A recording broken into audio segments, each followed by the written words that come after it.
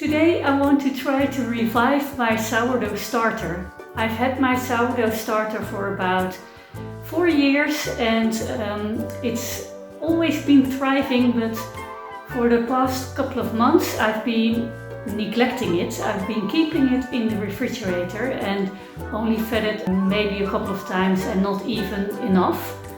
So I'm gonna get it out of the refrigerator and have a look and see what I can do. So here's my starter, and as you can see there's this liquid. It's called a Hooch, which says that it really needs feeding, but also I think the bottom part of this jar is almost quite solid. So what I'm gonna do is I'm first gonna add some water. I'm first gonna check if there's mold or any smells that I don't like, but I don't think so. No, there's no mold, and it smells really sour. So I'm gonna add more water so I can pour it out, and then I'm gonna pour out most of it, keeping it just a little bit, and then generously feed it. So I'm just gonna add a little bit of water, because the bottom part is so solid, I wouldn't be able to pour any of it out. Yeah, it's almost like a lump of clay. Also, at the edge there's this dried up bits, and I'm gonna see if I can clean up the top part of the jar, because there's always dried bits at the top, and these can start to get mold on them because they're not submerged in the sourdough. So that's what I'm gonna do. Put my hand in with a paper towel and then scrape the edge off with a knife, and then catching it on the paper towel, because I don't want to have these bits fall into the starter. So I've added the water and stirred, and got it almost like pancake-batter consistency at the moment. And now I'm gonna pour most of it out. I've poured almost everything out. There's just like this little bit at the bottom of the can't really see it because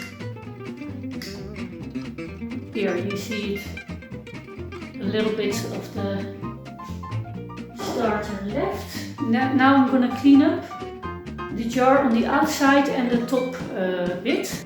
So I've cleaned the jar, and look, there's only just a little bit of starter at the bottom. I'm gonna add a lot of flour and water, and I never measure anything. I think there's lots of different recipes on the internet and it's very confusing, but the thing is it just needs a lot of flour and water for the yeast to be activated again, and it doesn't come very precise.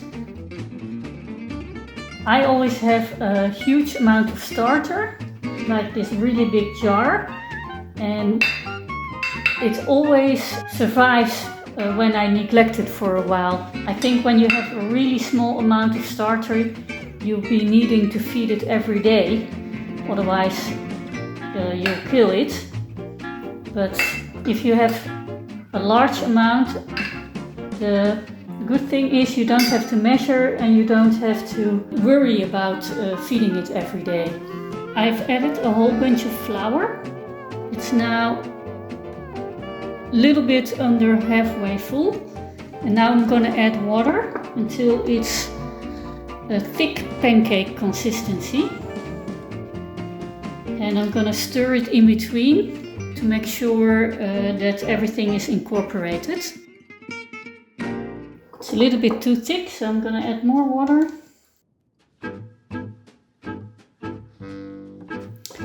So it's under halfway full. I'm gonna add a little bit more flour and a little bit more water. I want the jar to be about halfway full. And I'm adding just organic, unbleached white flour. I always add the same, and then in the recipe I use other grains as it is called for, but this works well for me. And I use tap water. We have really good water here in the Netherlands. If you live in a country where they have chlorine in the water, then you shouldn't use tap water. You should either use filtered water or mineral water. Because the chlorine in the water prevents the good bacteria to grow and multiply. Even just stirring it like this, I already see little bubbles forming.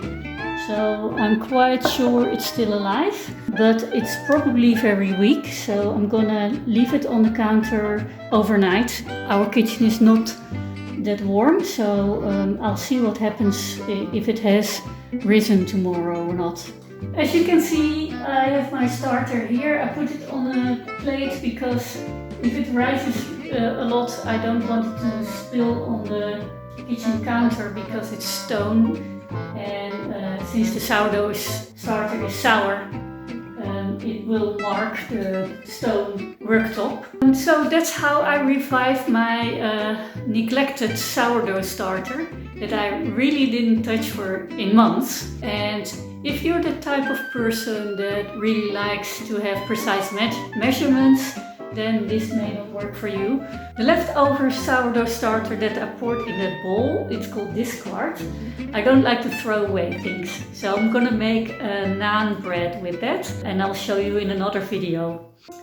So it's now about 4 days after I kind of emptied that whole jar of sourdough starter and filled it up with fresh water and flour. And we're gonna check how it looks at this moment.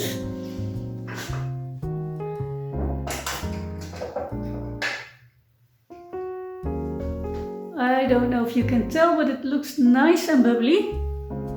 And it smells like yeast, so I'm pretty sure this turned out alright. I must tell you that on day 2, so 1 day after I had fed it and cleaned it and everything, there was a little bit of clear liquid at the top of the jar, which meant that it needed more feeding. So I gave it more flour, and it was already kind of liquidy, so I only gave it a little bit of more water. So that was 1 day after I revived my starter with a little bit of starter and then lots of flour and lots of water. I also must tell you that my kitchen is very cold, so that slows down the process of developing the yeast in the starter. But for now, I think I revived my starter. I'm going away for a couple of days, so I'm just gonna put it in the refrigerator. And then when I get back, I will have a starter almost ready to go. It's gonna need 1 more feeding after I return, and then I can start baking breads and all kinds of things. I hope you enjoyed this video, and I hope to see you in the next one.